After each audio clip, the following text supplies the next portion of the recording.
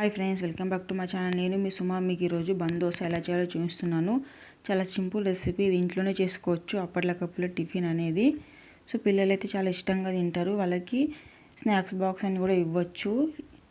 So ఈజీగా చేసుకోవచ్చు బంద్ దోశ అనేది. అది ఎలా చేయాలో మీకు ఈరోజు చూపిస్తున్నాను. నేను ముందుగా మిక్సీ జార్లో 2 కప్ బొంబాయి రవ్వ అని ఉప్మా రవ్వ వేసుకుంటున్నాను. సో ఆ తర్వాత నెక్స్ట్ నేను ఒక పొటాటోకి మొత్తం పొట్టు తీసేసి చిన్న చిన్న కట్ చేసుకుని యాడ్ చేసుకోను. సో నెక్స్ట్ అదంతా మొత్తం మిక్సీ పట్టేశాను. సో అదంతా బరగ్గా ఉండకుండా నేను కొద్దిగా అంటే హాఫ్ కప్ వాటర్ యాడ్ చేశాను. సో అంత మంచి మిక్సీ పట్టుకున్నాను. బరగ్గా ఉండకుండా మొత్తము పిండి ఆ కన్సిస్టెన్సీలోనే రావాలి. నెక్స్ట్ ఒక బౌల్లో యాడ్ చేశాను.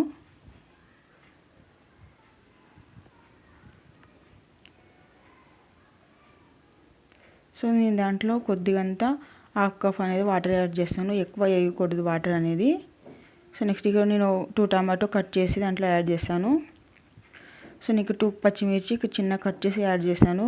కరివేపాకు వేసాను. సో టేస్ట్ తగినంత సాల్ట్ కూడా వేసాను. నేను ఇక్కడ వంట సోడా అనేది చిటికెడంతా వేస్తున్నాను. వంట సోడా వేయడంతో సాఫ్ట్గా వస్తాయి బంద్ దోశ అనేది. నెక్స్ట్ ఇక్కడ నేను జీలకర్ర యాడ్ చేశాను.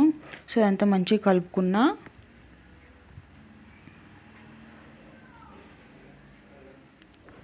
సో నేను క్యాప్ పెట్టేసా. ఒక 10 to 15 minutes వరకు దాన్ని మగ్గనియాలి.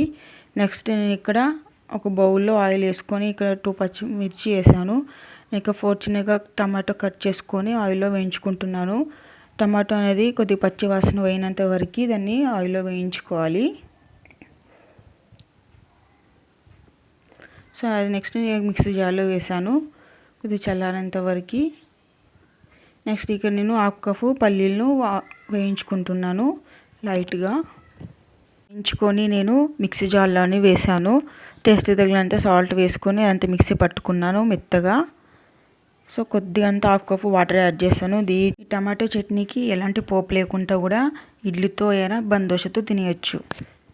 సో నెక్స్ట్ ఆ క్యాప్ తీసేసాను. నేను పైన కొద్దిగంత కొత్తిమీర యాడ్ చేశాను. సో అంత మంచిగా కలుపుకొని ముందుగా పెట్టిన ప్యాన్ పైన కొద్దిగంత ఆయిల్ వేసేసి చిన్న చిన్నగా బంద్ దోశలాగా వేసుకుంటున్నాను.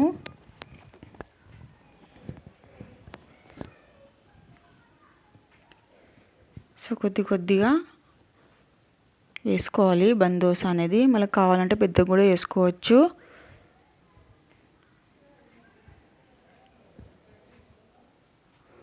సో బంద్ దోశ అనేది 2 సైడ్ కాల్చుకోవాలి. గ్యాస్ని మీడియం ఫ్లేమ్లో ఉంచాలి, హై ఫ్లేమ్లో ఉంచకూడదు.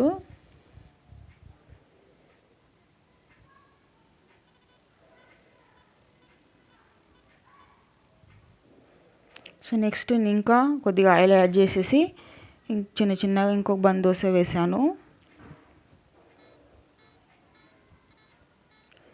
2 సైడ్ అనేది కాల్చుకోవాలి బంద్ దోశ అనేది.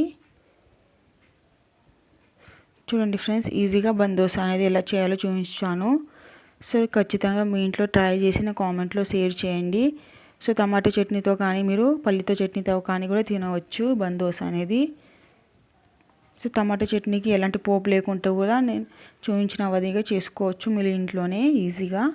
చూడండి బంద్ దోశ అనేది ఎంత సాఫ్ట్గా వచ్చేసాయి. పిల్లలు అయితే చాలా ఇష్టంగా తింటారు. ఇది హెల్దీ రెసిపీ. ఖచ్చితంగా మీ ఇంట్లో మీరు ట్రై చేయండి.